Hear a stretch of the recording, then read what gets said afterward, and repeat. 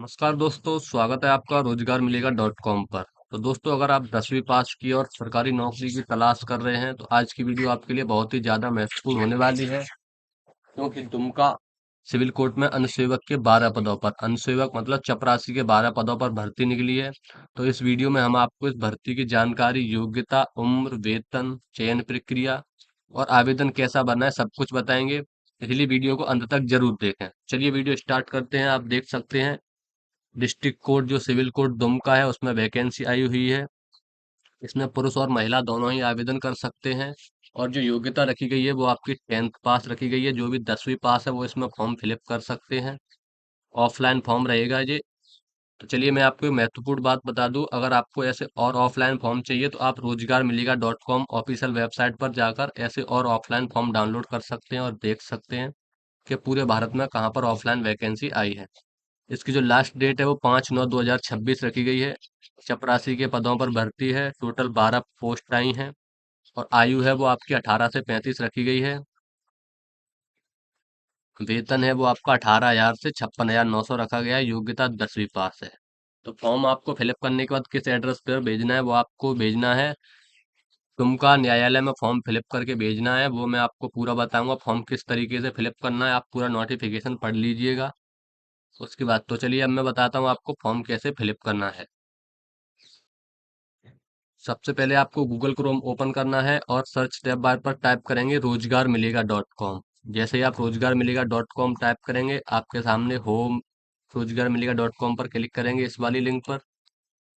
जैसे ही हम इस लिंक पर क्लिक करेंगे आपको इस वेबसाइट का ऑफिशियल पेज ओपन होगा। आप ऑफलाइन फॉर्म में देख सकते हैं, इजीली दिख जाएगा सिविल कोड दुमका रिक्रूटमेंट। तो आप इस लिंक पर क्लिक करेंगे सिविल कोड दुमका रिक्रूटमेंट वाली पर। जैसे ही हम इस पर क्लिक करेंगे आप इस पर भर्ती की पूरी डिटेल देख सकते हैं। टोटल 12 वैकेंसी हैं। योग्यता 10वीं पास रखी गई है। अंतिम तिथि 5 सितंबर 2026 है, शाम 5 बजे तक। उसके बाद आप एडवर्टाइज नंबर देख सकते हैं, ये इसका एडवर्टाइज नंबर है। लास्ट डेट 5 मैंने आपको ऑलरेडी बता ही दी है। उसके बाद देख सकते हैं 12 वैकेंसी हैं।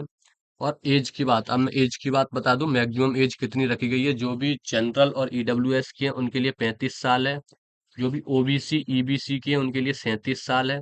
और सभी फीमेल कैंडिडेट के लिए 38 साल है। और जो SC ST है उनके लिए 40 साल है। अगर आपकी इतनी से ज्यादा उम्र है तो आप फॉर्म फिलअप नहीं कर सकते। इस एज से कम है तो हम फॉर्म फिलअप इजीली कर सकते हैं। उसके बाद सैलरी 18,000 से 56,000 मैंने पहले ही बता दी। सिलेक्शन प्रोसेस, पहले आपकी स्क्रीनिंग जो छटाई होगी फॉर्म की, उसके बाद इंटरव्यू, डॉक्यूमेंट वेरिफिकेशन, उसके बाद फाइनल सिलेक्शन हो जाएगा। आप देख सकते हो फॉर्म किस तरीके से अप्लाई करना है। सबसे पहले नोटिफिकेशन पढ़ेंगे, उसके बाद एप्लीकेशन फॉर्म खरीदेंगे। डॉक्यूमेंट की क्या क्या जरूरत है वो आप देख सकते हैं, 10th की मार्कशीट, जाति प्रमाण पत्र। और आप एज प्रूफ में आपकी 10th की मार्कशीट ऑलरेडी लगी हुई है, वो आप कोई जरूरत नहीं है, 10th की मार्कशीट लगा सकते हैं। उसके बाद जाति प्रमाण पत्र, निवास प्रमाण पत्र। फोटो आईडी प्रूफ में आपको आधार कार्ड लगाना है और अपना एक फोटो लगाना है। उसके बाद नीचे आएंगे। नीचे आने के बाद आप देख सकते हैं, आपको दिख जाएगा ऑफिशियल ऑफलाइन फॉर्म डाउनलोड करें। तो आप इस जैसे ही इस लिंक पर क्लिक करेंगे ऑफलाइन फॉर्म डाउनलोड करने के लिए, तो इस लिंक पर क्लिक करेंगे आपके सामने कुछ इस तरह का इंटरफेस ओपन होगा। आप इसमें अपना पूरा नाम, व्हाट्सअप नंबर और यहाँ पर सिविल कोड दुमका लिखने के बाद 10 रुपये का पेमेंट करें। पेमेंट करने के बाद आपको इस व्हाट्सअप पर भेज दें। पेमेंट के बाद व्हाट्सएप पर भेजने पर जैसे ही आप क्लिक करेंगे आपको ऑफलाइन फॉर्म मिल जाएगा। अब मैं आपको बताऊंगा फॉर्म हमें किस तरीके से फिलअप करना है और किस तरीके से डिस्ट्रिक्ट कोर्ट दुमका के पास भेजना है, जो सिविल न्यायालय है दुमका उसके पास किस तरीके से भेजना है। चलिए स्टार्ट करते हैं फॉर्म भरना। तो चलिए अब बताते हैं इसका फॉर्म हमें किस तरीके से फिलअप करना है। तो सबसे पहले आपको अपना नाम हिंदी में फिलअप करना है। आपका जो भी नाम है वो हिंदी में फिलअप करना है। उसके बाद उस नाम को आपको अंग्रेजी में, अपनी जो 10th की मार्कशीट है उसके अकॉर्डिंग इस फॉर्म को फिलअप करेंगे तो नाम भी उसी मार्कशीट के अकॉर्डिंग फिलअप करेंगे। तो क के ख में आपको वो फिलअप करना है। उसके बाद आपको अपना फोटो जो 2 महीने से पुराना ही होना नहीं होना चाहिए, आप अपना करंट का ही फोटो लगाइए तो बेटर रहेगा। उसके बाद दूसरे में आपको अपने पिता या पति का नाम है जो भी है, अगर आपके पिताजी हैं तो पिताजी का नाम, और पति हैं तो पति का नाम। उसके बाद आपको अपनी जन्म तिथि फिलअप करनी होगी। यहाँ पर आपको अपनी जन्म तिथि लिखने के बाद यहाँ पर आपको आवेदक की आयु, जो आपकी आयु की गणना है वो 10 अगस्त, वो मैं लिख दे रहा हूँ, 10 अगस्त के अनुसार आपकी आयु की गणना की जाएगी। 10 अगस्त 2026 के अनुसार तो आप उसी हिसाब से कैलकुलेट करके लिख सकते हैं कि 10 अगस्त 2026 से बाद आप कितने वर्ष, कितने महीने और कितने दिन के हैं। उसके बाद यहाँ पर आपको अपना स्थायी एड्रेस, आपका जो भी एड्रेस है वो आपको फिलअप करना है। और पत्राचार का पता है, आप इन दोनों में सेम, अगर आप सेम जगह पे रहते हैं तो आप अपना एड्रेस सेम फिलअप कर सकते हैं। वो भी एड्रेस आपको अपने पिन कोड के साथ फिलअप करना है, आपका जो भी पिन कोड है उसी के साथ आपको इन दोनों में अपना पूरा एड्रेस फिलअप करना है। दोनों बार फिलअप कर दीजिए। उसके बाद सातवें में आपको अपना मोबाइल नंबर देने के बाद आठवें में आपको अपनी ईमेल आईडी फिलअप करनी है। ईमेल आईडी फिलअप करने के बाद आपकी राष्ट्रीयता क्या है, नेशनलिटी आपकी इंडियन है, जिस राष्ट्रीयता को इंग्लिश में नेशनलिटी बोलते हो, तो आप यहाँ पर भारतीय लिख सकते हैं, भारतीय ही लिखें। उसके बाद आपको अपनी डिटेल फिलअप करनी है। डिटेल में मैट्रिक में आपको अपनी 10th की मार्कशीट की डिटेल फिलअप करनी है। आपने किस बोर्ड से पास की थी 10th, आपने किस वर्ष पास की थी, और आपके अंक प्रतिशत कितने थे, और आपकी कौन सी श्रेणी बनी थी, फर्स्ट श्रेणी, सेकंड श्रेणी या फिर थर्ड श्रेणी।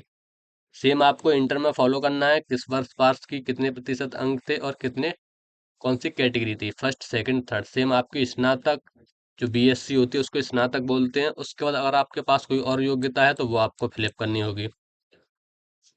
उसके बाद अगर आपके पास कोई विशेष योग्यता, जैसे कंप्यूटर सर्टिफिकेट या फायर सेफ्टी का या एनएसएस का या एनसीसी का कोई भी सर्टिफिकेट है, तो आप यहाँ पर फिलअप कर सकते हैं, बता सकते हैं किसका है, और उसका एक फोटोकॉपी आपको फॉर्म में लगानी है। उसके बाद इसमें आपको बताना होगा कि आप इसमें से कौन सी कैटेगरी के हैं, सामान्य फॉर जनरल, ईबीसी, बीसी, अनुसूचित जातीय या फिर अनुसूचित जनजातीय या फिर ईडब्ल्यूएस। आप जो भी हैं तो आप यहाँ पर चिन्ह का टिक लगाएंगे। जैसे आप जनरल में हैं तो सामान्य पर लगाएंगे, ईबीसी में है तो आप इस पर लगाएंगे, और बीसी ओबीसी में है तो आप इस पर लगाएंगे, और अनुसूचित जाति एससी में है तो आप इस पर लगाएंगे, और एसटी अनुसूचित जनजाति तो आप इस पर लगाएंगे, और ईडब्ल्यूएस हैं तो इस पर लगाएंगे। आप जिस भी कैटेगरी के हो उस पर टिक लगाएंगे। उसके बाद थोड़ा नीचे आएंगे, नीचे आने के बाद आपको लिखना होगा आपका लिंग मेल, फीमेल या पुरुष। हिंदी में फॉर्म है तो हम हिंदी में ही भरेंगे। यहाँ पर आपको पुरुष लिखना होगा।